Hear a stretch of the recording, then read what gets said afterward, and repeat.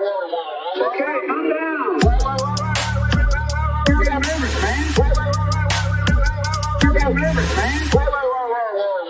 Okay, calm down. Hello and welcome to the Katie Halper Show. Thank you so much for joining us. We have an amazing show for you here tonight. We are going to be speaking with Thomas Frank, back from the wilderness, and Matt Karp. But before we speak to those two gentlemen about how in the world Kamala Harris lost, we're going to be speaking to a very special guest who is going to be making her debut on the Katie Halper Show. And that is someone I'm going to bring up in 1 second. But before I do that, make sure you give this a like. Just give it a thumbs up. It's a really, really easy way to support the show. A thumbs up. Also subscribe if you haven't already subscribed. You can also become Patreon members at patreon.com/The Katie Halper Show. Again, that's patreon.com/The Katie Halper Show. And we are going to be probably part of this will be Patreon only. So if you're watching live, you get to see the entire thing. If you're watching later on and you want to see the entire thing, go to patreon.com/The Katie Halper Show. Okay, I'm going to bring on our first guest, and let me introduce you to her. Her name is Lea Kayali, and she's an organizer with the Palestinian Youth Movement, PYM, a transnational independent grassroots movement of young Palestinians and Arabs in diaspora. In her organizing, she has supported the Evict Elbit campaign, which ousted the weapons manufacturer from their innovation hub in Massachusetts, and was involved in the Harvard Out of Occupied Palestine encampment. She is currently organizing with the PYM's Off Maersk campaign, which aims to expose the logistics giant's role in facilitating the genocide of Palestinians in Gaza. So welcome, Lea. Hi, thanks so much for having me, Katie. Of course. So tell us about this Masks Off Maersk campaign. Yeah, of course. So thanks again for having us. And, I think where we can start with the Mask Off Maersk campaign, which we launched, the Palestinian Youth Movement launched in the spring of this year. So for months, we've been ringing the alarm bells that Maersk, which is a company many people have probably never heard of, but is actually one of the largest players in the shipping and logistics world, one of the most profitable companies in the world, is also one of Israel's leading partners in genocide. So for months, we have known that Maersk has been transporting millions of dollars, hundreds of millions of dollars worth of weapons parts to companies like Raytheon, Lockheed Martin, Elbit Systems. But this latest development in the campaign is that we were able to do some research and publish a report that shows not only sort of the general complicity that we knew Maersk was involved in, but actually the specific commercial lines that include shipments directly to the Israeli Ministry of Defense. So in the last year, our research shows that Maersk has facilitated over 2,100 such shipments to the Ministry of Defense, which totals tens of thousands of tons of military cargo. Many of these ships have docked in the port of Algeciras in Spain on their way to occupied Palestine to be used for the genocide. And so when we discovered that, we traced it back and realized that over 900 of these, 2,100 plus shipments were actually in violation of the Spanish arms embargo. So when we published those reports on November 4th, Spain, was pressured to respond to what we found. And they saw that, in fact, of course, our findings were correct, that Spain was carrying Maersk was carrying military cargo to the Israeli Ministry of Defense through Spanish ports. And they had to turn back 3 Maersk ships that were carrying such shipments. That happened on November 7th. And since then, we've seen those ships dock in the port of Tangiers in Morocco, where they were met with popular resistance, people taking to the streets, swarming the dock in protest, in opposition to their government's complicity. And since then, we suspect that these ships will be headed to occupied Palestine to be used in furtherance of the genocide. But this shift from being able to ring the alarm bells generally about this complicit company to being able to particularly identify the ways in which Maersk is complicit in the genocide gives a lot of power to this movement for a people's arms embargo. Right. And so what is a people's arms embargo?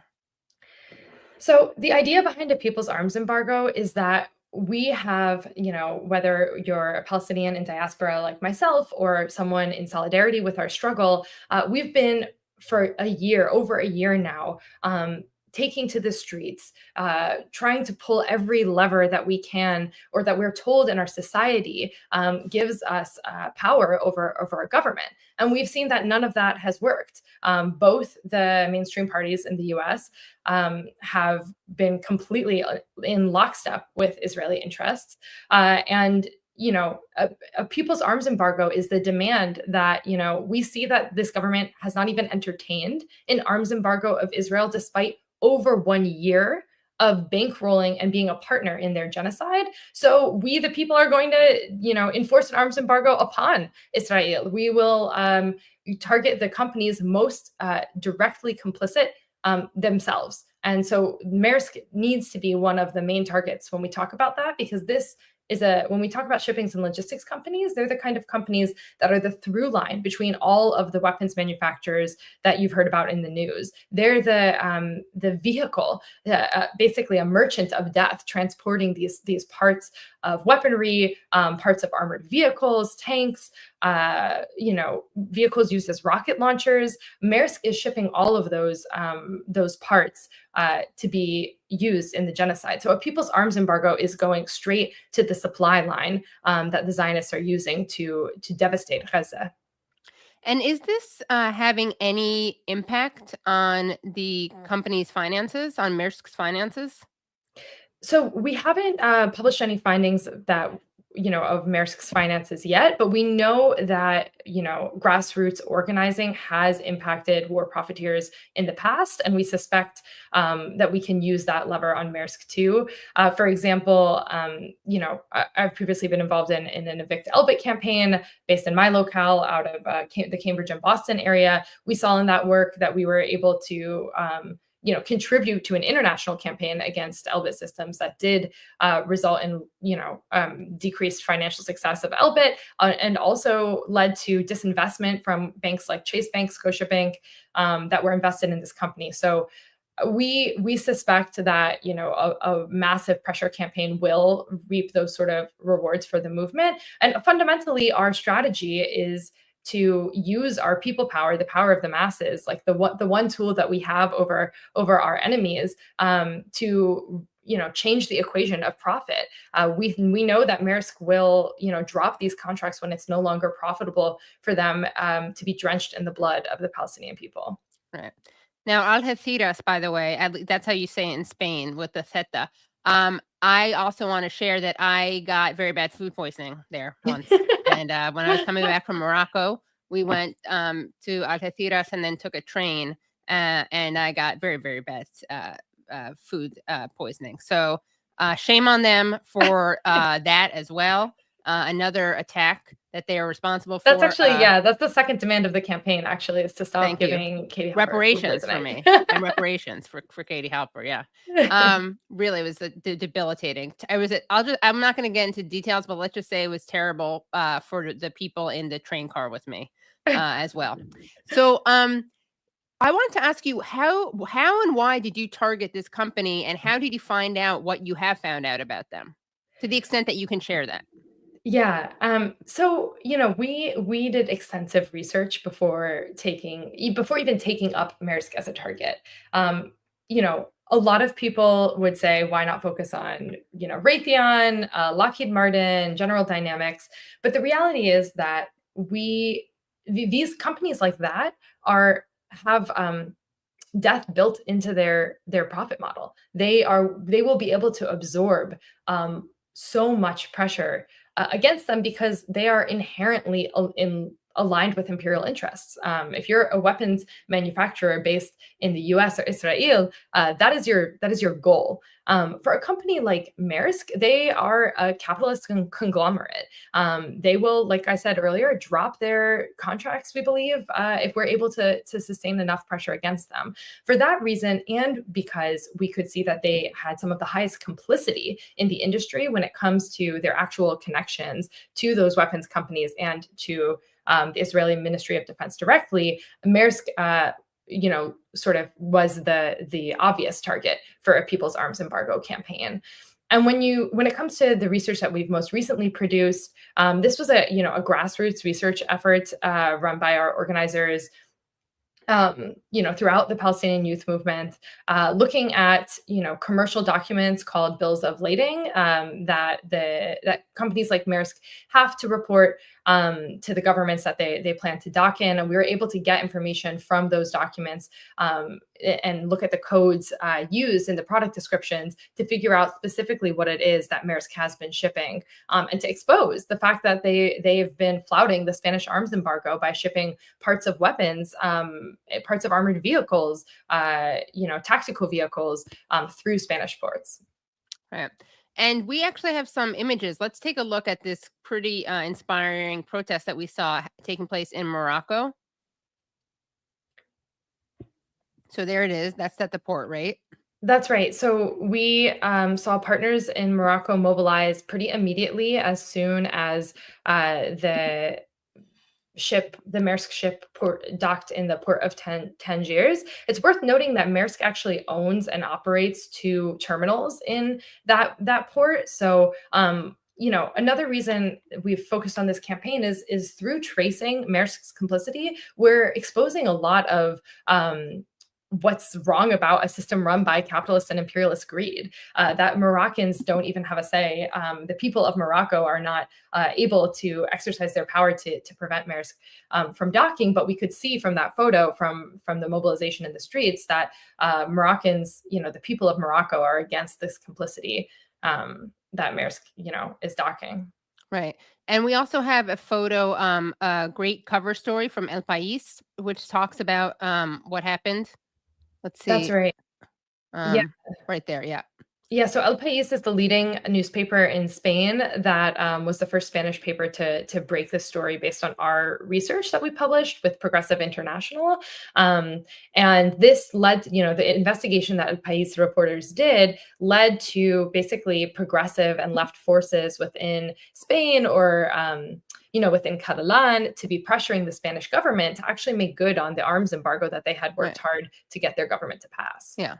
Yeah. So, and saying how they denied the docking of these 2 ships with Israeli arms. So let's look with arms for Israel. Let's look at you guys put out this really great report. I'm going to screen share for a second. And this report has some really important information and also images. So here's the report. 1 second. Okay, here we go. So here's the report. As you can see, evidence of Maersk's shipments to Israeli military. And here's the summary. Here is where you go through the shipments to Israeli Ministry of Defense over the course of a year. And you categorize everything. You talk about the number of shipments, the weight, the code. And here I want to show this image. So here is Israeli soldiers are seen on a Namur APC near Palestine Square in Gaza City's Ramal neighborhood. So just so people get a sense of what kind of equipment is coming through, it's stuff like this. And look at like that disgusting devastation that they leave. Of the soldiers too. Yeah. Oh yeah. I mean, they have their thumbs up, they're smiling. Yeah, and the Merkava obviously are 3 of the sort of most widely used weapons of death, vehicles of death in Gaza. So when we talk about these armored personnel carriers, if you're not someone familiar with military language, you might not realize that what we're looking at is basically a tank that is being used to pulverize the streets of Gaza. When we talk about something like the heavy tactical vehicles, they're called HEMTTs, the Oshkosh vehicles, which I believe we have another photo of at some point, or it's, I'll go to that now. Even next in the next photo in the report. It's really disgusting. Yeah, I mean, people are probably have seen this.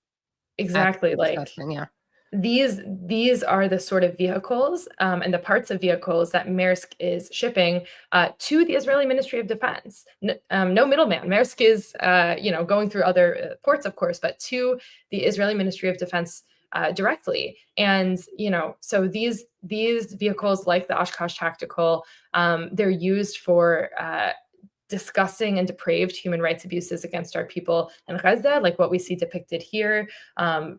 Images of Palestinian men being rounded up and blindfolded and taken to torture or certain death. We still don't know, what happened to a lot of these men. And Maersk is facilitating all of this. Right.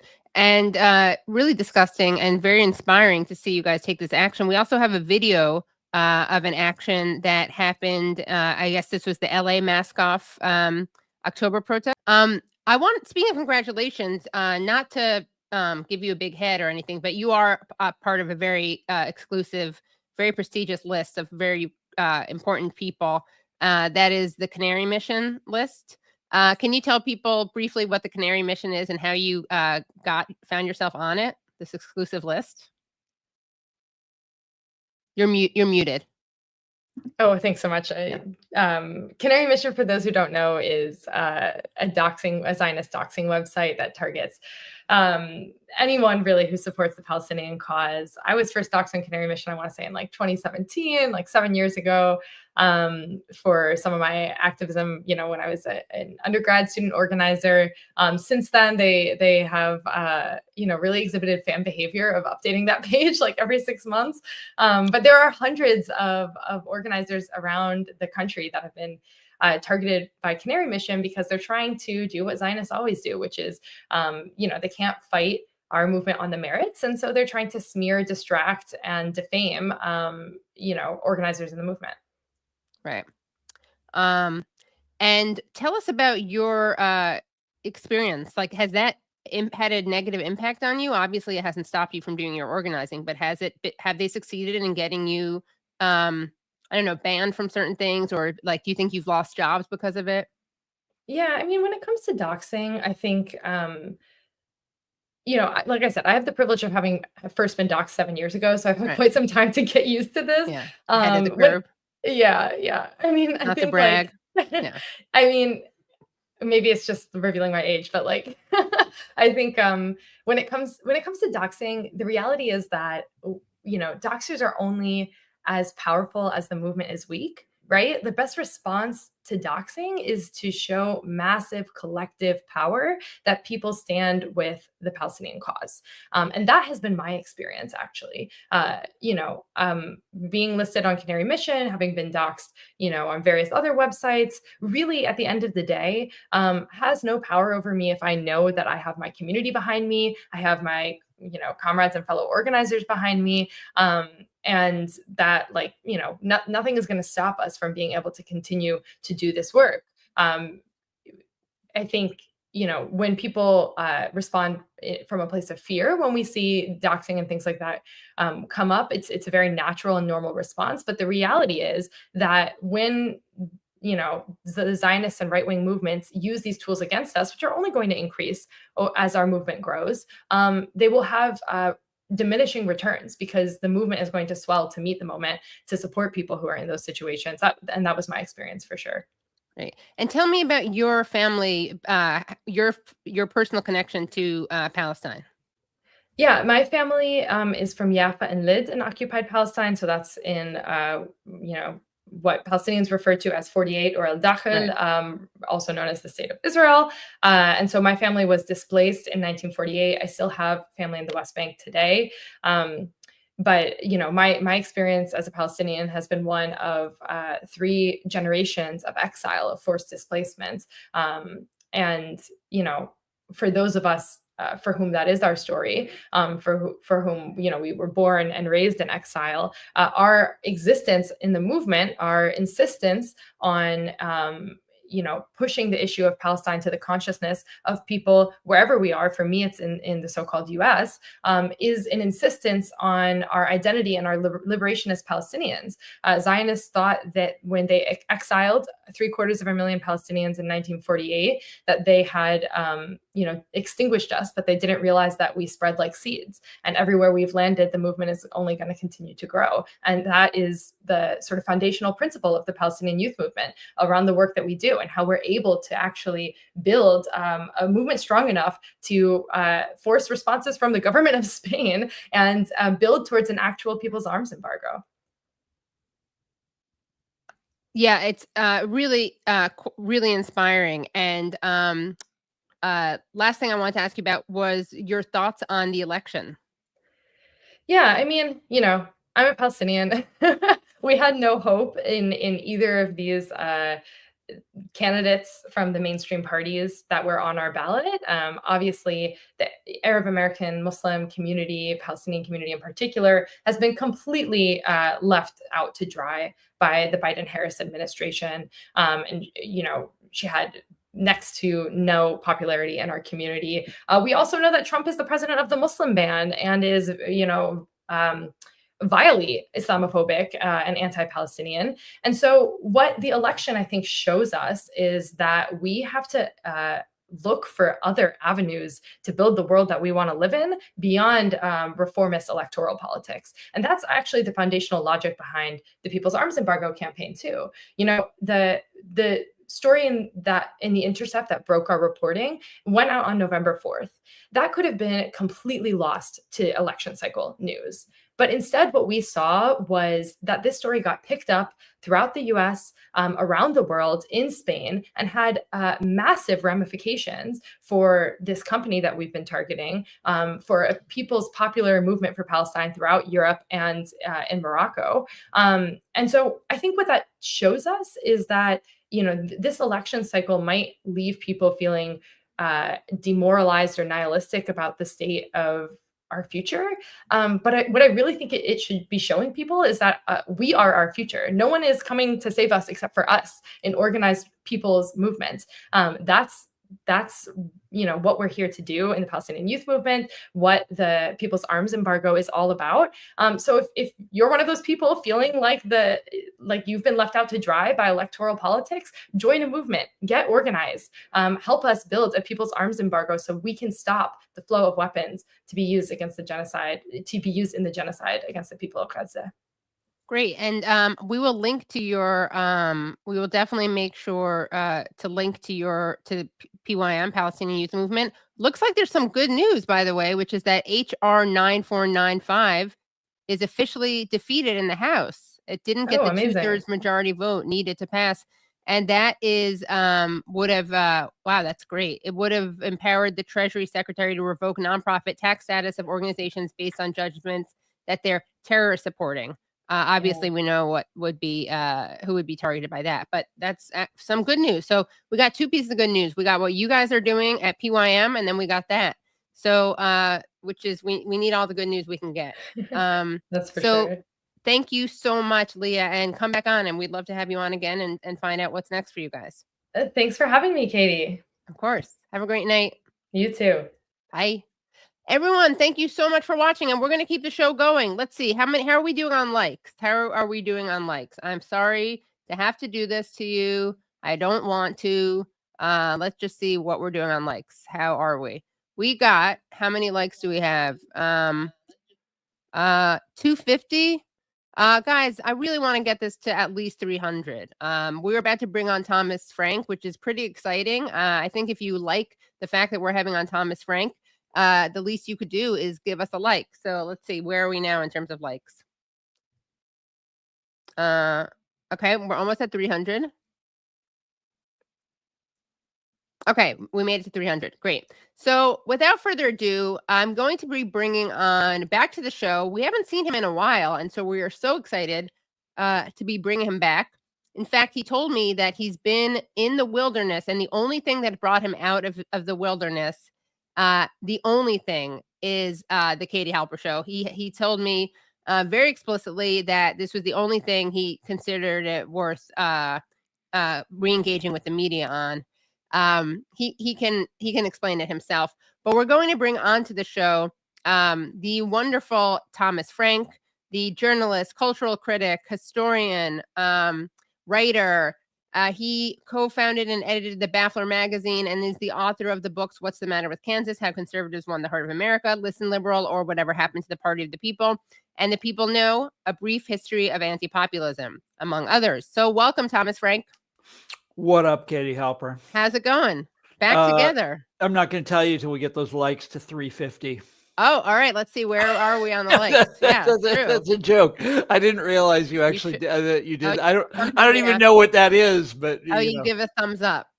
And it's a way to spread the news, spread the word about the show, which of course is good, and it's a free way to support the show. I see. No, I'm just teasing you. I'm just teasing you're not you. holding How are you doing? I'm good. You?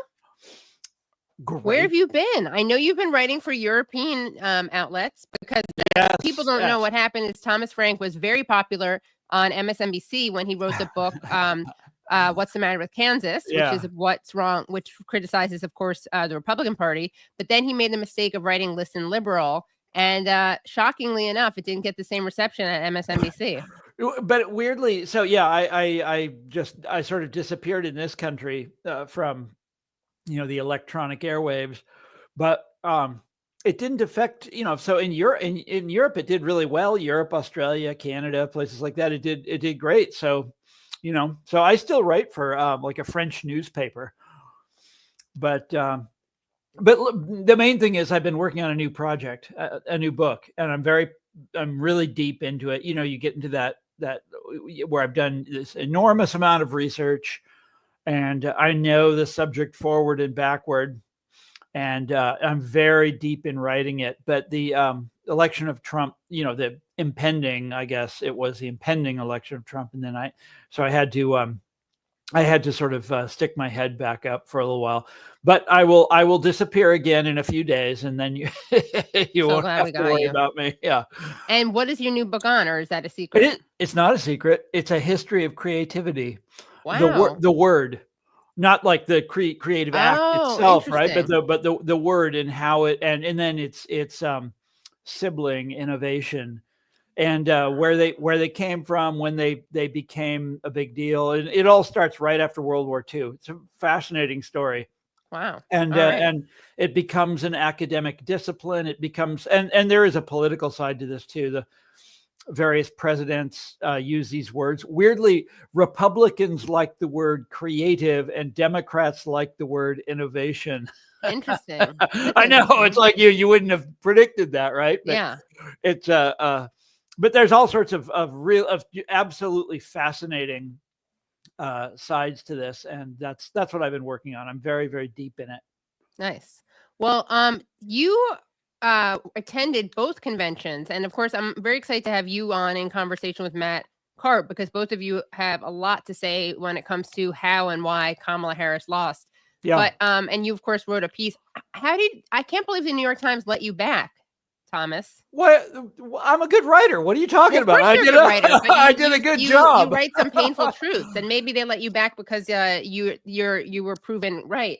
And we'll get to that piece in a second. But tell us what you saw at the conventions, and whether you were able to predict, and how you were able to predict the outcome of this election. Oh, well, I didn't predict it in any public venue, just to my friends, Right. But that was easy towards the end, because they were tied in the polls, and we know after we've done this 3 times now with Donald Trump, the polls always underestimate his support. Right. And so it was pretty easy to see that. Now, the interesting thing there's many interesting things about the conventions, but both conventions at the moment they happened, the parties were absolutely and utterly convinced that they had this thing in the bag, both of them. So the Republicans, remember, this is before Biden had withdrawn from the race. And so Trump has just come off of this debate with Biden, and it's absolutely, devastating for poor old Joe. And then Trump, got shot in the ear. And then the convention was just a few days after that. And he was, he was the conquering hero. It was, every speech was about him. So they did a lot of things at this convention that I've never seen any party do before, ever. The main thing being, how the presidential candidate generally doesn't show their face until the final day of the convention. They show up and accept the plot. Trump was there every single day.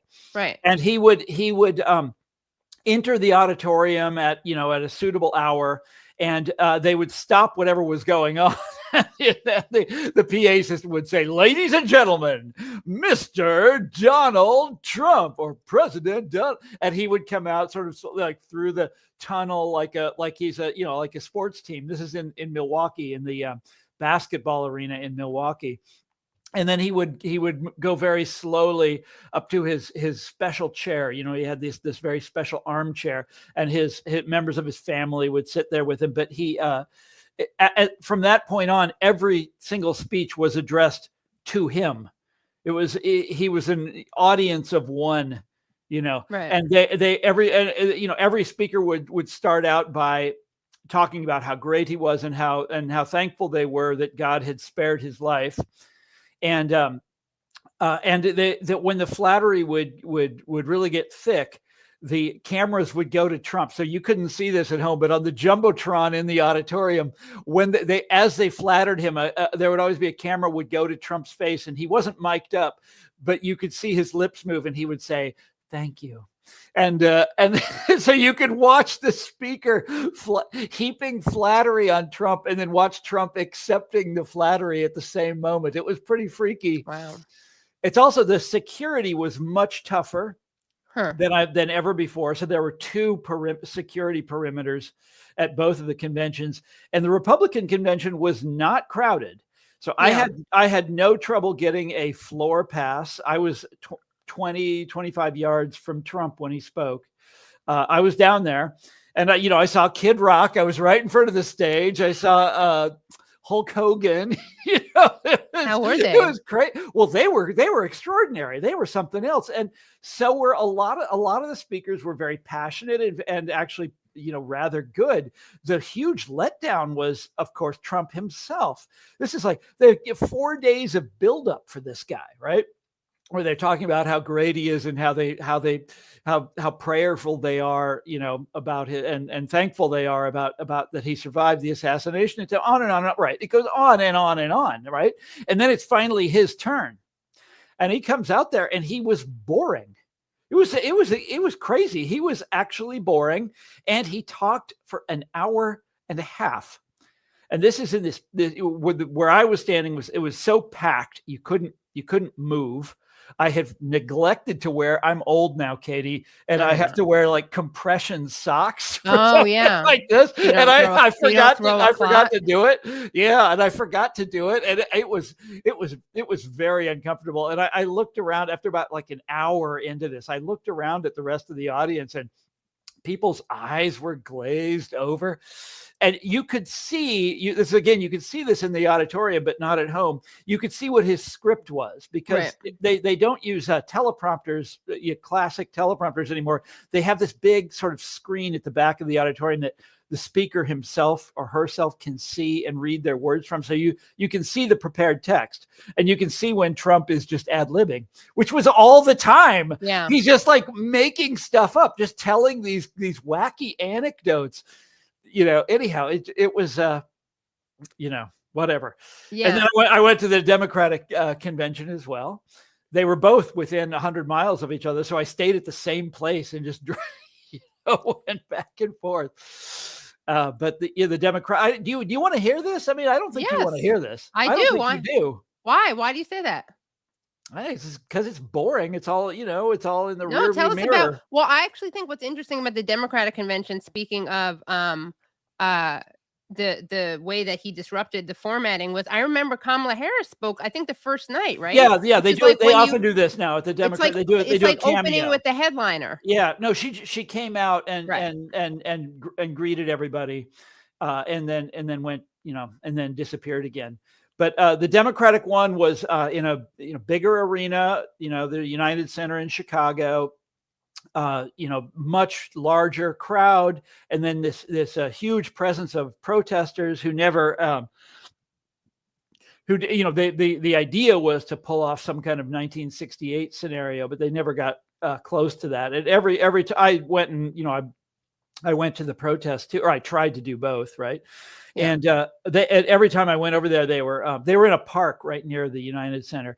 And every time I went over there, they were pretty massively outnumbered by the Chicago police, who were absolutely determined to not recreate '68, and so they didn't beat anybody up, and there was no, none of that kind of police riot kind of scenario.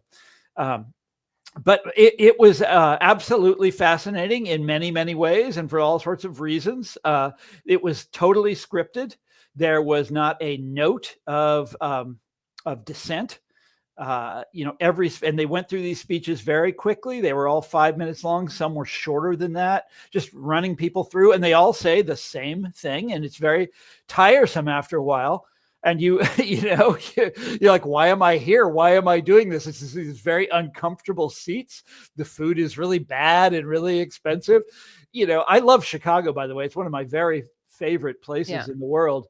But it was tough. And the main motif, if you had to say that there was a motif, it was moral goodness. Right. And everybody would joy. Joy. They didn't talk about that so much, but they talked about them. Every speaker comes out and like they recite a kind of resume of moral goodness. And the reason this struck me as being like really, weird and ineffective is because that's not persuasive. The way it works when you're, at least when you're giving a sermon is your conversion story. I was a sinner and then and then I discovered the light or whatever. And there's none of that. It's like, my parents were excellent and I am excellent. And I went through this adversity and got more excellent. Just like, it's really not a very interesting story, but what makes it fascinating is you would, and it's in this really, really massively air-conditioned space where they've got it cranked down to like 65 degrees. And you go outside and you're immediately struck by two things: the heat, and then the Gaza protesters are out there with a megaphone. And when you walked out of the building, at least this happened on one day, it was really striking to me. You walked out of the building and a protester was reading the names of all of children killed in the war in Gaza, in the Israeli offensive. Right. And then every now and then pausing and that. They were tuning it out, but every now and then the woman with the megaphone would stop and would say, you Democrats have blood on your hands. You specifically, Joe Biden and Kamala Harris, have blood on your hands. So it's the exact opposite of this refrain of moral goodness that you hear inside the building. And that felt shocking to me. But evidently, Katie, I'm the only one who was shocked by it. There's not a single other reporter even so much as mentioned this. So I don't know. And then there were interesting speeches here and there at both of the conventions. The one that would have really shocked you, I don't know if you caught this, was the Teamsters president speaking at the Republican convention. No. And he was basically saying the kind of things that I used to say. That I used to say on this show. And like people would, if I said that to Republicans, they'd call me a communist. Right. And they had this guy. This guy was one of their featured speakers at the Republican convention. Yeah. How did they get him, by the way? How did the Republicans get him? I don't remember the story. I think the Teamsters, like many of the big industrial unions, are in a, between a rock and a hard place because a lot of their rank and file really likes Donald Trump. Right. And the leadership, generally speaking, does not like Donald Trump. Yeah. And so there's this conflict. So they have to try to, they don't want to blow off their rank and file. They don't want to blow off their own members.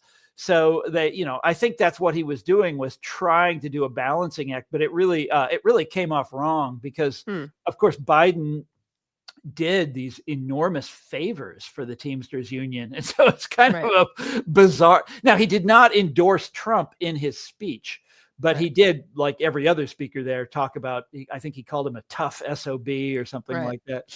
And what did Kid Rock call him? An American badass? Oh my God. Well, it's funny. By the way, that's another thing. Nobody reported that. Kid Rock sang this song about Donald Trump, about what a badass he is. Well, Thomas, what's the other interesting thing is that you talked about the Gaza protesters and how the Democrats were praising themselves as a morally Oh, constantly, righteous constantly. It's all they party. talked about. Yeah. And then you saw these Yeah. DNC people were walking past the protesters, and they literally went like that, like they put their Yeah. fingers in their ears, which is quite a vision, quite a metaphor, not just for, I mean, the way that they responded to the protests about the people being killed in Gaza, but also one could say the way they kept their fingers in their ears Yeah. about people telling Yeah. them, we want you to do this if you want our vote. Yeah, And we it's can sort- get it's sort into of a- that it's sort of with, an image yeah. that really like you know, it fell says on it deaf all, ears, right? literally fell on deaf ears. Yeah. And you have I mentioned this New York Times piece, so let's just read. Yeah, but you should mention first of all, what? before we even go into this, Okay. I write some version of this story Every year. every 4 years. 4 No, years? every Yeah, 4 every years. 4 years, Every right. 4 years I return and I write. And I remember the first time I did it. It was in 2004. What's the Matter with Kansas had just hit, and I was very much in demand back then. Like I would be on the radio and whatever. But I wrote some version of it, and I remember writing it because I did it in between like radio and TV hits. And I think I wrote it in about an hour, Right. but I write and rewrite the same goddamn thing. Right. The one I You did just have about to swap things out, like no, specifics? it's fresh every time. It's completely Oh, okay. new every time. But the one I wrote about Hillary, that was the all-time champion because I wrote it before. Right. I think you remember this. I wrote it. I wrote it before the election happened, and it was in the Guardian, and the Guardian was sitting on it. And they put it up on their website the minute the AP called. I mean, a second after the AP called the election, they pushed publish on it. And what's the reason I remember it so fondly is because not only was it a really good story that I had really worked on and et cetera, but I was the only one that had it. The Guardian was the only paper that had a Trump win story. The Washington Post had prepared nothing. The New York Times had prepared nothing. And so they, for about 24 hours, they were the only ones with a really good, well thought out Trump win story. Now, I was very proud of that achievement, but it's funny, it really backfired on me. People are mad that you knew why it happened? The Guardian loved it, and like readers in England and Australia and New Zealand were very. I mean, it was a big deal, but in this country, it was like the kiss of death. It was like, what had I done? How could he do something like that? Right. Well, I do it every 4 years. But why? What did you do wrong? Like you should have said that it's no, it was correct. On the rise. The story. What were they mad at you about? That you would dare to think. No, because I said the same thing. I said that this is it's a failure of the Democratic Party, and I put the blame on the Clinton campaign, and I didn't mention Russiagate, and all through those years, I never mentioned Russiagate. I never wrote about it. I never went on TV and talked about it. I never said a word about it because it wasn't true, Katie. Yeah, you think? But you know how easy that was to see? How much did Putin pay you to say that, Tom? Yeah. But you know why I never wrote about it and I never went out and researched it. I never because it's like that story stank from day one because it so obviously served the agenda of these powerful people. Yeah. I mean, so it's the kind of thing where a journalist should have been, instead of racing to get on that bandwagon, they should have been like, this is really suspicious. Right. This story has a very suspicious side, but they did the opposite. Right. And, as Aaron Mate calls it, who's like one of the biggest critics. Well, I used to be on your show all the time. I know that. And he calls it a privilege protection racket, Russiagate, because that way none of the consultants had to look at what they did wrong. And so do you want to talk about your article? Sure. Okay, you can put it up now. I just wanted to do that preamble. Everything I do is so long-winded. I'm like, Katie, give me 10 seconds to set this up, and then I talk for 10 minutes. Right. Okay. So before you start your 10-hour monologue, no, I'm just kidding. You're a very engaging speaker. Obviously, everyone. 1 second. Yeah, you got the ads there anyway. I know what even is that? It's an investment thing. I know. But, okay. The elites had it coming. Yeah. Biden, America last. That says, and then the part I wanted to read was you write here. You say, am I showing the article? I forgot about. Yeah, you are. Then that's it. I wrote that the other day. Nice. Well, those tech-minded Democrats got exactly what they set out to get, and now here we are. At the Republican convention in July, J.D. Vance described the ruination visited on his working-class town in Ohio by NAFTA and trade with China, both of which he blamed at least in part on Mr. Biden, and also the human toll taken by the Iraq War, which he also contrived to blame on Mr. Biden. Today, Mr. Vance is, although he did vote for it. Today, Mr. Vance is the vice president-elect, and No, what I right. hope That's what he said. That's right. Keep and going. what I hope you will understand, what I want you to mull over and take to heart and remember for the rest of your life is that he got there by mimicking the language that Americans use to associate with labor, with liberals, with Democrats. By comparison, here's Barack Obama in 2016 describing to Bloomberg Business Week his affinity for the private sector. Just to bring things full circle about innovation, the conversations I have with Silicon Valley and with venture capital pull together my interests in science and organization in a way I find really satisfying. So those are keep two. going. Keep Okay, going. okay, Let me okay. read it. Let All me right. read it. Well, I hope Mr. Oh, Obama. you read it. Yeah, why don't you read it? Duh. Well, Okay, I go. hope Mr. Obama finds his Silicon satisfaction. I hope the men of capital whose banks he bailed out during the financial crisis show a little gratitude and build him the biggest, most expensive, most innovative presidential library of them all. But his party is in ruins today without a leader and without a purpose. And then I go on and go after, their stupid eternal strategy. It would have been nice, Katie Halper, if the Democrats could have triangulated their way into the hearts of enough educated and affluent suburbanites to make up for the working class voters they've lost over the years. But somehow that strategy rarely works out. They could have gone from boasting about, wait, here we go. You ready? I gotta switch my voice slightly. Okay. They could have gone from boasting about Dick Cheney's endorsement to becoming a version of Mr. Cheney themselves, and it still wouldn't have been enough. A party of the left that identifies with people like Mr. Cheney is a contradiction in terms, a walking corpse. Well said. Very, very excellent article, and very satisfying read. And yeah, I mean, I don't know how anyone. Well, we're gonna get to Matt Karp is joining us soon, and I cannot wait to show you guys some really great videos, by the way, that I think you're gonna really like about how much introspection the Democrats are engaging in. But spoiler alert, right? they are Lots. not. Yeah, it's not a lot. I'm gonna go to that convention too. Yeah. Let me 1 second. Whoops. Oh, I have to. Oh, good thing. I just have to send the link. Somehow. Yeah, you got to send. I did send the link. Although to be transparent, you know what's really funny, everyone, Katie? I sent an email with the links, and it sent you a bunch of info, except not the links. But then I did send it again. Yeah. Kamala Harris continues to spam me. You know who spams me all the time? Who? Trump. Elise Stefanik, and they call me Al. Somehow someone gave my email to the Republicans, that's and funny. they think I'm Al Halper. I guess there must be a guy out there named Al Halpern or Al Halpert, and someone isn't that the name? No, isn't that the name of that author from the 30s, the proletarian fiction writer? Remember, you came over to my house once. I have all of his novels. Yeah, right. And this then is one of my don't tell Matt Karp, but this is one of my hobbies is I collect proletarian fiction from the 1930s. Wait, why don't we want to tell Matt Karp? I'm just kidding. Oh, okay.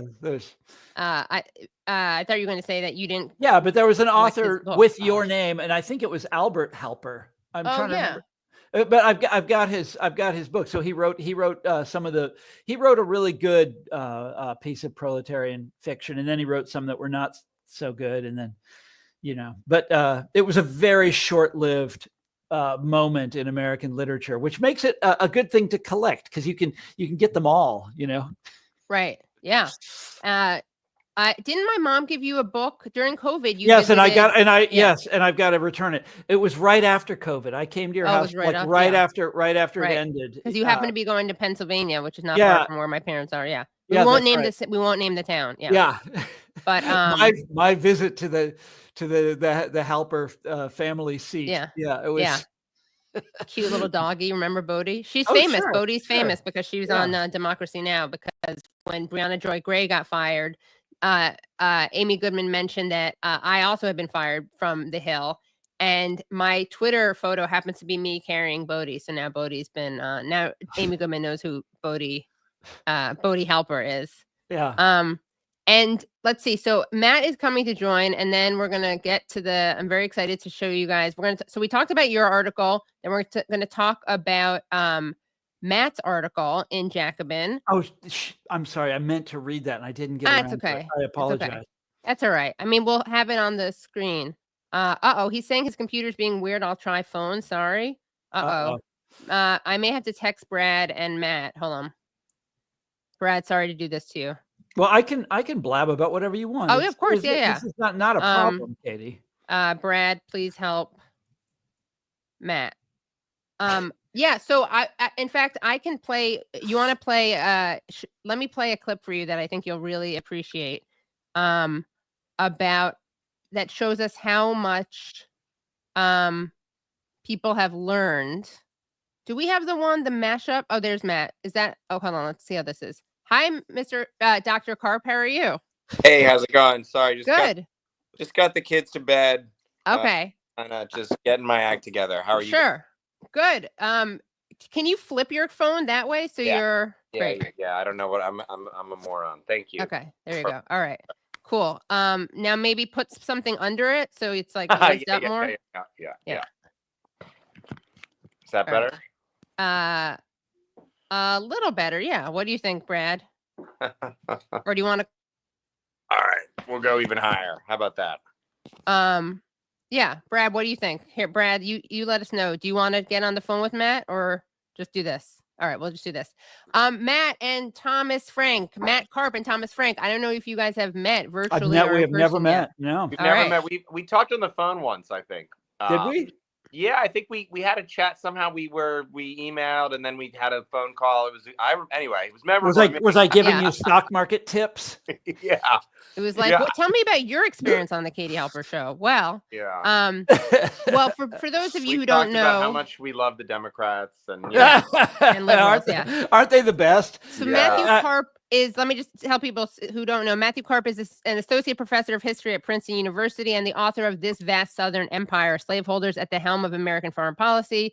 And he's also a contributing editor, right, at Jacobin. Yep. And his work has appeared in The Nation, the Boston Review, and the London Review of Books. And he's working on 2 new books. And we can talk about that later. But let us just jump into this. Do you guys want to keep kibitzing or do you want me to show the article that you wrote? Well, that's awkward for you, Matt. You obviously can't say I don't want to kibitz and show the article. So let me just bring up this article really quickly, and then we'll get to kibitzing some more. Okay, so it's interesting because Thomas's article is called "The Elites Had It Coming," and Matt's article, which is in Jacobin, was called "It's Happening Again." Yeah. And until Democrats can find a way to win back some large chunk of working class voters, Donald Trump's successors will be favored in the next presidential election too. So I wanted to ask you, Matt, because you're good at this kind of wonky, nerdy stuff. And then we're going to get into how and why this happened. But let's talk about the what. So what actually happened this election? Like, how did Kamala Harris lose? What happened demographically? Well, I'm at a disadvantage because I was doing, bedtime stories. So I haven't heard, Tom's laid it all out for you already. So I'm No, I was just blabbing. No, we were really talking about the conventions. Okay. Yeah. So what happened? I mean, I don't know. I mean, I live in liberal land, like many of you. And I think everyone was afraid that 2016 was going to happen again. Like we've seen this tape before, it's not. And somehow everyone found lots of different reasons for why it wouldn't happen again. And then, it did happen again. It was a different segment of working class voters who, in the end, rebelled against, left the Democratic coalition. But it was in scale, broadly similar, and in form and in result, identical. I guess more overwhelming in that, this time Trump won the popular vote. But essentially, and of course the conjuncture, the conjunctural factors are different. It was a different moment. It was a lot more inflation. We talked about this time, a lot less about trade. I don't think people were thinking Kamala Harris was they weren't really pinning NAFTA on her in any direct sense, in the same way that people did the TPP with Clinton. There are obviously sort of different policy issues in the mix, but I think fundamentally the sort of "it is happening again" element is people had in trying economic circumstances, people had little reason to believe that the Democrats, for all of their promises, were actually willing to stand up for them, and as a result, preferred to pick somebody who even has sometimes wavered between making promises to stand up for them and just flatly telling them that that they don't matter, but at least is candid about it. And Right. I think both Harris, and Clinton sort of were trying to have everything both ways on the economic front, and succeeded in convincing, I won't say very few, but just not enough, a decreasingly small share of the working class electorate that the Democrats were still the party of ordinary workers. Right. Well, I wanted to, and we can talk more about the gains they made, because I wanted to ask both of you about the significance of trotting out Liz Cheney. And of course, you mentioned that, Tom, at the end of your article, you called that party a party that, goes to Dick Cheney, and Liz Cheney is is a corpse. And of course, Dick Cheney is close to being a corpse. So that's a good metaphor. But tell us about why the Democrats chose to why Kamala Harris chose to appear with Liz Cheney so much. So look, my take on that is that, by the way, I think one of the really devastating things about it, you remember I in my New York Times article, I quoted from J.D. Vance's speech at the Republican convention. And one of the things that he did in that, which I kind of snickered at the time, sitting up there in the bleachers, was when he tried to blame the Iraq war on the Democrats. What a strange, silly move that is, right? Everybody knows that was George W. Bush's baby, and that's but it was bipartisan. It was bipartisan, but I'll be damned. Then they go out and choose to campaign with the mastermind of the whole thing. So why did they do it? I think it's the same strategy that they have been trying again and again and again for years, and the same strategy that I used to argue with these political science types here in DC about, which is they have this idea of the median voter. I forget what's the name of the theory, Matt. You know this. What the median voter hypothesis is? That what it is? That's right. Yeah, and the idea is that we know where the swing voters are. We know where they are because of math, geometry. They're in the middle, and they are these suburban Republicans. People like the people I grew up around, who are conservative on economic issues, but are fairly tolerant people in most other ways. And they always go back to this strategy, always, because that's kind of who they identify with. And so they tried it again, and at the same time, while they tried it, they downplayed or ignored or completely forgot about the handful of really pretty decent things that Biden did that you could build a campaign around to appeal to. And I'm about to say something that is always shocking to the political science mind. There's another group of swing voters in America, and they're not like right there in the middle like that. They're not, affluent suburbanites, and it's the working people that the Democratic Party has been hemorrhaging for decades now. And that's this much, in my opinion, a much more significant group of swing voters, but they always forget about those guys. And so they forgot about it's not like Biden was great or anything, but he did take really important steps. You look at what he did on antitrust. This is huge. That was a really big deal. And now I know it hasn't trickled down to people's lives yet, but it's still something that you can talk about and you can build up and you can tell a story about. And she didn't do any of those things. Biden also, his sort of amazing outreach to organized labor. Now, again, it hasn't had, great effects on people's everyday lives, but it will someday if you keep following. Anyhow, she chose to just drop all that stuff as though it had never even existed. I only heard at the convention. Now, to their credit, they did have a lot of speakers from organized labor at the Democratic convention, because they understand now. I mean, too little, too late, right? But they do understand now that they've got to shore up their support with this group. But I only heard one speaker refer to the antitrust stuff, and then it was just in passing in a long list of things, and it was never. They never made a big deal about it at all. I mean, sorry, Tom, I just jumped. Go ahead. Narratively, I think you're so right about this, and I hadn't made this connection about the narrative. I mean, it was such a layup for them in a certain sense. And I remember a Times op-ed from Jed Purdy a few months ago, sort of actually trying, actually dropping the left wing, sort of the pose of left wing confrontation, and sort of, almost willing sort of to get on board and join the kind of Kamala brain trust and say, look, you guys want to have this freedom agenda. You're all about freedom and whatever that means for American foreign policy. I'm sure we don't like it, but here's how you can talk about antitrust and monopoly and corporate power and the power of bosses and labor and capital. And here's how you can talk about it in democratic friendly language, like freedom. It doesn't have to be, you like can the proletariat. Yeah, exactly. You don't have to sort of bring in the talking points from, the Jacobin Reading Group. You can kind of do it like Bill Clinton would have, Right. and yet you just hit these notes, or, honestly, like FDR would have. Obviously, that's trite, or any Harry Truman, whatever.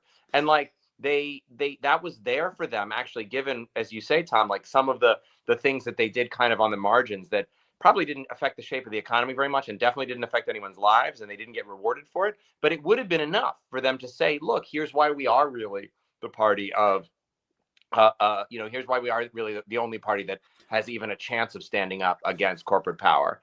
But they made no effort, and even when Harris was, riding high, that was just not on the agenda. And wasn't she hamstrung by the fact that her brother-in-law, we now know from this, allegedly from that Atlantic piece, where a Biden campaign person said that she stopped talking about antitrust because her brother-in-law, Tony West, who's an executive at Uber, told her not to pursue it. Well, that's the theory. We don't theory. know. Yeah, we don't really know. We don't really. I said allegedly. Yeah. We don't really know for sure. Yeah. That is her brother-in-law, and he is an Uber executive. Yeah. But something I want to ask both of you about is, and this I've actually seen a debate about this on the left. There's been kind of like an intra-left debate about this. Was this because to me it's very clear that there was a messaging failure. No matter what, there was a messaging failure. But for Bernie Sanders, he explicitly is saying it's not just a messaging failure, it's a policy failure. So let's take a look actually at this clip where we're going to hear from what Bernie Sanders has to say. It's actually, I think they're just quoting him. Sorry, 1 second. I have a bunch of different clips, so let me line this one up. This one is Katie, you're always 10 tabs deep. I know. I do have tabitis. Okay, clip 5, please. Brad, start at 15 seconds. Some of this out in public, some blaming Joe Biden for not getting out of the race early, others blaming their message, some blaming liberals for pushing their party's message too far to the left, others saying that it did not cater to their base and went after moderates instead at the expense of their progressive base. And you're starting to see some of this play out in public as well. A couple examples of just that. Bernie Sanders, of course, the independent who caucuses with Senate Democrats, put out a tweet earlier today saying that it should come as no great surprise that a Democratic Party, which has abandoned working class people, would find that the working class has abandoned them. But then some folks who are not aligned with that wing of the party, the left wing of the party, have went after people like Bernie Sanders. This is what Richie Torres said, who's a Democratic congressman from New York. He said, Donald Trump has no greater friend than the far left, which has managed to alienate historic numbers of Latinos, Blacks, Asians, and Jews from the Democratic parties. He went on to criticize the so-called defund the police movement, among other issues as well. This all comes as the Democrats in the Senate and the House are grappling, at least in the Senate for certain, about life in the minority, about how to position themselves with this new Republican majority. Do they go toe-to-toe, act like a resistance, try to block the Republican efforts at every turn? They try to cut deals with the new Republican majority. That'll be part of the debate going forward. We don't know if the House Democrats, Jake, will be in the minority yet, but with things trending in that direction, that's going to be a big question for the Democratic leader, Hakeem Jeffries, as well. Oh, yeah. Okay, so obviously, Have you ever noticed how sad Jake Tapper looks? Oh, always, yeah. Well, he's still sad because for some reason, they didn't name Josh Shapiro for some reason, because he's the anti-Semitism czar, Jake Tapper. He even invented some anti-Semitism that did not exist at all when he and Dana Bash lied and said Rashida Tlaib had criticized the Attorney General of Michigan. I'm sorry, Katie. I just meant to point out that he's sad, that he looks sad. All right, fine, but I'm connecting the dots. It's the trauma, the surus. You're muted, Matt Karp. You're muted. Sorry. Oh. Oops, did he press something?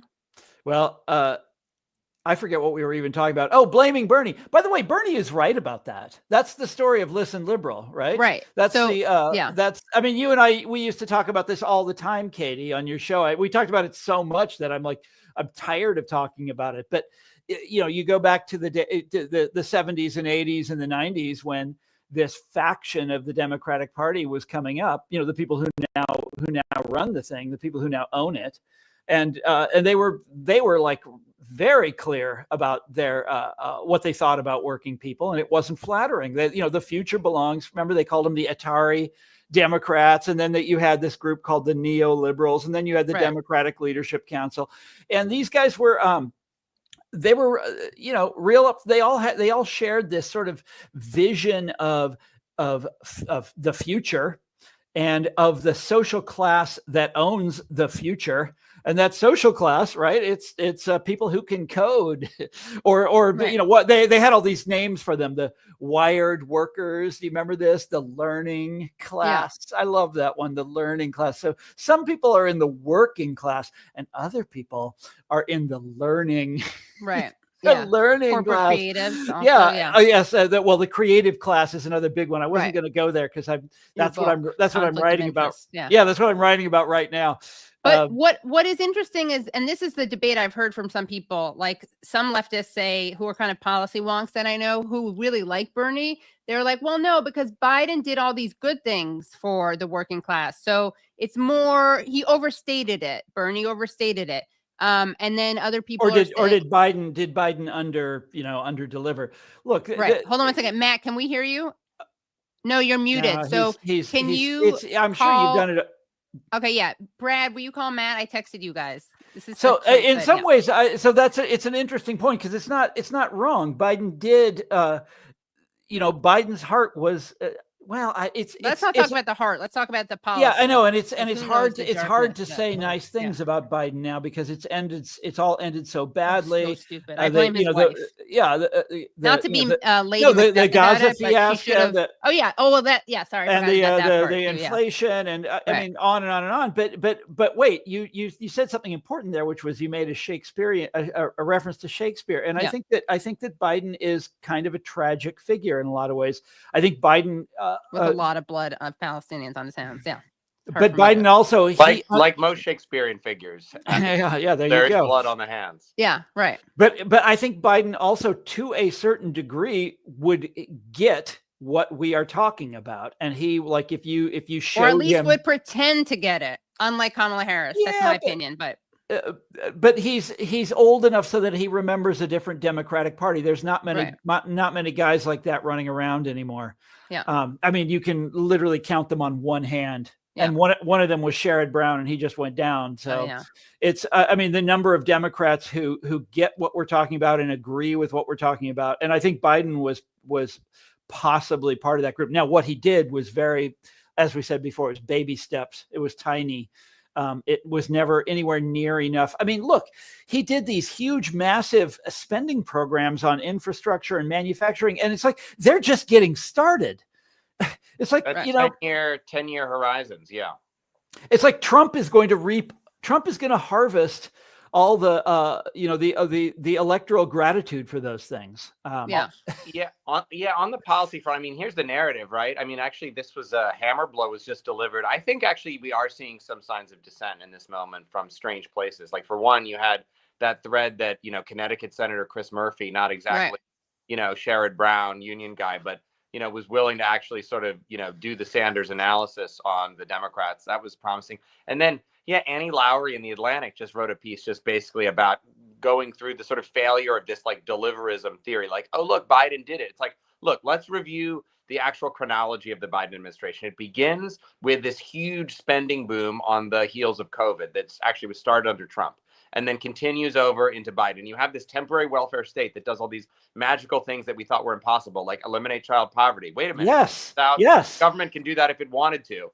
And it suddenly, for strange reasons, unusual reasons, it wanted to, and it did. And then you had cash, you had Medicaid, you had Student SNAP, loans. Don't remember that? You had all sorts of stuff that people were sort of getting and feeling. And then the actual lived experience of the Biden administration is each one of those things, like a Jenga tower, being pulled and pulled and pulled away as they lapse and as they are not recovered. You have the Democrats have this tiny coalition, and even if you are to credit that they had an ambitious agenda, even if you were to say they really wanted to do Build Back Better, which is a far cry from social democracy, but still would have been somewhat ambitious, and yet they get only, a sixth of that, if anything, and most of it is green energy subsidies and factory and money for infrastructure factory that's going to take 10 years. And if you don't have one of those projects built in your backyard, you literally don't see it at all. Exactly. And so it means nothing. And then meanwhile, at the same time, you have inflation that is starting to nip at your heels and run away and eat into those wage gains. And yet it's funny because the sides have flipped a bit, whereas in the debates of 2022, 2023, the progressives were all like, oh, Larry Summers, now sit down, be quiet. Inflation isn't a real thing. We got to keep spending. Yeah, he called like, that one, didn't he? You have to give the devil his due, because look, he pointed out at the time that a lot of these contemporary inflation metrics, that like the CPI and stuff, and others, labor unions point this out too, that they don't include food, fuel, they don't include housing credit, they don't include the sort of substance of working class life, the pillars of the American economy. They include like manufactured goods and toasters and stuff. And it's great that the inflation wasn't so bad for toasters, but it mattered a lot more for the weekly grocery bill. And I think I do think that the Bidenomic wizards and all of the people with their charts and their wages and the Biden's halved inequality, blah blah blah, really missed out on not just the felt texture of life, but the actual experience of life for people who are trying to pay their bills. And so what you actually had, if you're a working class voter in America, is you had things being taken from you, and then you had prices coming after you, and then meanwhile you had a bunch of Democratic pundits saying, "Hey, we never had it so good. You never had it so good." Yeah, which was really but the last part there is just but it's received by people as just being insulting. Right. When you tell them, no, this is so wonderful. God, where was I going to go with this? I forgot. I was going to say I'm older than you guys, and I remember inflation wrecking Jimmy Carter's presidency, and before that wrecking Gerald Ford's presidency. It's just so much more devastating than than any of these guys understood. And then talking about, well, now it's gone down, and so now we don't have to worry about it anymore. It's like, no, Trump remember, he's running on nostalgia, not just nostalgia for this vague past when things were great, but also for nostalgia for 5 years ago, before all this stuff happened. Cereal was $2.99. Yeah. Well, and he has no right claim. He doesn't have a good claim to that, but that doesn't matter. He was president then, and he can make it happen. Did you see his signs towards the end? Trump will fix it. Yeah, Trump will fix it. That's right. And it can be anything. It's anything. It's whatever. Like he's going to Muslims in Dearborn and Hamtramck, right? Oh my God! And he said he went to Dearborn. Trump will fix it. And he said to them, Liz Cheney, her father killed a lot of Muslims. I mean, oh my God, did he really say that? I didn't know he said that. Yes, he actually said that in Michigan. And then the Democrats sent Bill Clinton to chastise the Muslim and Arab Americans for not appreciating that the Jews were there first. He literally said that. And he used the term Judea, Samaria. And he also said that. Oh, yeah. Do we have that anywhere, Brad? I saw people tweeting about it, but then the clip didn't have him saying that. And I was like, no, it does. No, there are two clips, and one of them has it. But he actually said it. Okay, yeah. There's Brad. There's a Prem Thacker. He tweeted two things in a row. I can also send you the link. No, I don't want to see it. But he also said that Hamas uses them as human shields. So it's unfortunate that a lot of people are dying, but that's what happens because of Hamas. And then meanwhile, you get Trump, and I always say this thing about Trump is no one ever expects any ideological consistency from him. So he gets to he'll say own anything. people all the time, because when he points out their hypocrisy, their hypocrisy seems hypocritical, and his hypocrisy just seems like baked into it, and no one really cares. He's just an American badass. He's just doing what badasses do. I've been sharing this anecdote, but my friend, my Irish Catholic Long Island friend, told me a family story from Long Island where his aunt posts on Facebook on election day, I am so proud to support President Trump. We've never had a stronger president for life, defending life and eliminating the scourge of abortion. And meanwhile, his niece and another sort of wing of the family post on the same day, I'm so proud to support President Trump, finally a Republican who's sane and moderate on abortion. We get behind him. And it's like somehow he's like, they're literally, not only are they supporting him despite having different positions on the same issue, they're supporting him precisely because of his position on this issue, which is two things at once. It's really, it's a Jedi move. Classic. That is, it's classic. I don't know if anybody else can pull that off. I would say Bill Clinton, but but I think he lost the touch. Yeah. Oh, here it is. Oh, yes. Has he ever? Let me talk about the hardest issue here in Michigan is the Middle East. Hamas did not care about a homeland for the Palestinians. They wanted to kill Israelis and make Israel uninhabitable. Well, I got news for them. They were there first. Before their faith existed, they were there. In the time of King David, and the southernmost tribes had Judea and Samaria. Wow. So here's what I want He's to old. Bill Clinton got old. I'm going to do everything I can. I wasn't looking. To convince people By the way, they cannot murder their way out of this. Neither side. You can't kill your way out of this. And they have to make a new beginning. He also at the at the Democratic convention in his speech, go back and look at it. He mispronounced Kamala's name all through the speech. Oh, he said Kamala? No, I think he said Kamala. Oh, Kamala. Yeah, it's you guys. The way you remember is Mamala, because that's what they call her. By the way, so at the Democratic convention, you could also see the speeches. You could see the text, the prepared text, and for a lot of the speakers, they did have her name like spelled out, phonetically, or not phonetically, but you know what I mean. So that they would be sure to pronounce it correctly. Right. Yeah. But Katie, can I maybe you had more questions, but I wanted to sort of ask Tom a question. Just thinking about this long history, the story of the Democrats shifting class allegiances that you were talking about earlier from the Atari Democrats today. It's a 50-year story. It's a story that's been going on longer than my whole life. At least from the Carter administration. Not mine. I remember it. I was there. And yet, there's also been this incredible acceleration just in the last 8 years, 2016 and today, where you really saw.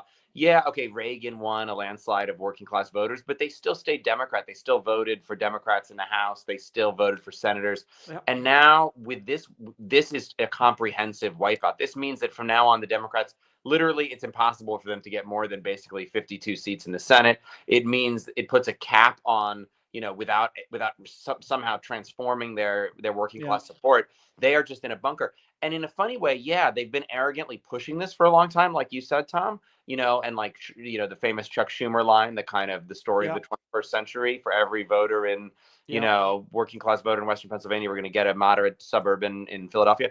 And yet I actually do think they tried, despite not doing the messaging that we wanted, they sort of were a little bit aware that they needed to try to get those voters. They had David Shore and his Blue Rose data group, spending $700 million forward money. Sure. They tried to do these ads. But it's just funny, though, when you have a Democratic administration who presides over the economy that we saw, even though they did some decent things in spending and they did some even better things with labor that is sort of off the map, when you actually have people experiencing the economy they do, and then you have a 30-second ad being like, oh, yeah, I'm not rich as hell. Vote for Kamala. She's going to oppose the people who are rich. And meanwhile, all of those voters know that the Democrats are sitting there with their billionaire friends and getting their own donors like Mark Cuban, et cetera, et cetera, et cetera. At the convention, by the way, this is seriously. I'm sorry. Keep going. I'm just going to ask you, so have things have changed in some ways, and that I think they're not actually. They weren't trying to do the Schumer strategy this year, and that it happened to them anyway.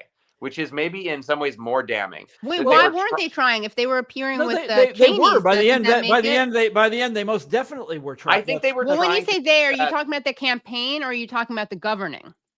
I think I'm talking about the campaign. I think Yeah. the campaign, I think Hillary did not even try to make a pitch. She thought that those voters were sewn up in the back. I mean, she famously, obviously, she didn't campaign in Wisconsin. She Right. never darkened the door of a union hall. Kamala did a lot of union hits. Yes. Kamala did, she was doing that, the little girl gif, why not both? She was trying to do, let's do Cheney and and Tony West and reassure Silicon Valley, and let's also do the working class. And in a way that I think, Biden also did a little bit more of than Hillary, and it helped him. Yeah. And it didn't help her this time. And it turns out maybe that doesn't matter that much in the face of the actual reality that is. Well, I don't look, know. Right. So I think we're going to put some of it in Patreon only. So if you are watching this live, you get to see it all. If you want to see the full conversation with Matt Karp and Thomas Frank, you can do that at Patreon. That's patreon.com/The Katie Halper Show. Again, that's patreon.com/The Katie Halper Show. Next week, we're having on Cornel West. We haven't had him on in a while. He's joining the show again. And we have a lot of great guests coming on down the pike. Very excited. So I think that's it. Brad, is there anything else I have to remind people about? I think we may have gotten another super chat for you to read. Oh, thank you so much, Martha. Thank you as always. Yes to independent media. Thank you. Martha, can you type in right underneath and you don't have to pay another super chat? I always forget, even though I have wait, hold on. Oh, okay, here it is. Martha is from the Women's Institute for Press for Women's Institute for Freedom of the Press. Sorry, which I always I'm sorry, I can never remember the words, the name. Women's Institute for Freedom of the Press, WIFP. Women's Institute for Freedom of the Press. I got a 2022 Women and Media Award from them. And I also got wait, I'll put that back more carefully later. I also got, this is my other award, AMP, which is American Muslims for Palestine. So American Muslims for Palestine bestows the 2022 Leadership Annual Award upon Katie Halper for her courage in speaking truth to power, challenging corporate media, and exposing Israeli apartheid. So yeah, those are my 2 awards. And I got something from another college, Casanova College. I think maybe it's shut down, but anyway. Well, thank you so much, Martha. Yeah, thank you so much, Martha. And they do great work. And I hope you were able to reach that person. I don't want to blow it up. I don't want to spoil the surprise because they're nominating. They want to give an award to an amazing journalist who lives in another country. And I gave her email. So, great. Yeah, hopefully. Okay, great. All right. And we will see you next week. Bye, everyone. Okay, calm down.